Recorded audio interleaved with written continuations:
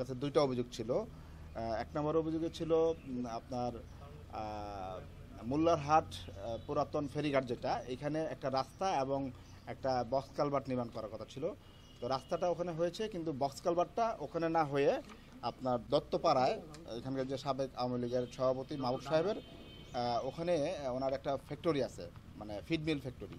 ওই ফ্যাক্টরির জন্য ওই ব্রিজটা এখান থেকে ট্রান্সফার করে ওখানে নিয়ে যাওয়া হয়েছে।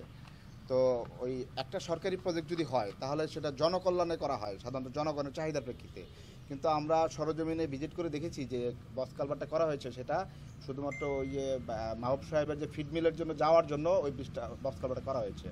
এবং আজকে আমরা তথ্য ফাইল ঘেটে যেটা দেখলাম যে ওখানে 24,19,105 টাকার বিল পরিশোধ করা হয়েছে। ওই পুরা টাকাটাই শুধুমাত্র মাহবুব সাহেবের ব্যক্তিগত ফার্মে যাওয়ার জন্য, এখানে জনগণের কোনো স্বার্থ নাই। এই জিনিসটা আমরা সত্যতা পেলাম। দ্বিতীয় অভিযুক্ত ছিল Savanna Eco Resort and Natural পার্কে আপনার একটা রাস্তা করা আছে এলজেডি কর্তৃক। সেইখানে মেইন রোড থেকে 1760 মিটারের রাস্তা ছিল, এর মধ্যে আগে থেকে করা ছিল 1040 মিটার, আর নতুন করে 720 মিটার রাস্তা করেছেন। এই 720 মিটারের মধ্যে 400 মিটারই হচ্ছে সাভানা পার্কের ভিতরে।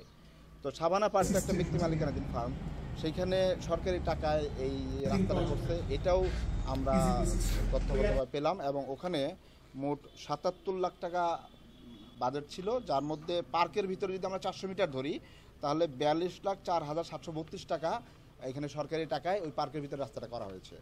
এই যে দুইটা প্রজেক্ট আমরা দেখলাম, এই দুটাই হচ্ছে তৎকালীন প্রভাবশালী ব্যক্তিদের কাজ।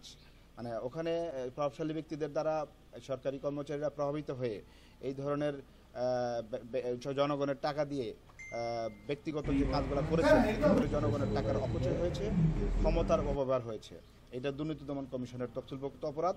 আমরা যে অভিযোগটা নিয়ে এসেছিলাম, অভিযোগের প্রাথমিক সত্যতা পেয়েছি। আমরা প্রধান কার্যালয়ে এই বিষয়ে প্রতিবেদন দাখিল করব। আশা করতেছি আইনগত ব্যবস্থা গ্রহণ করা হবে।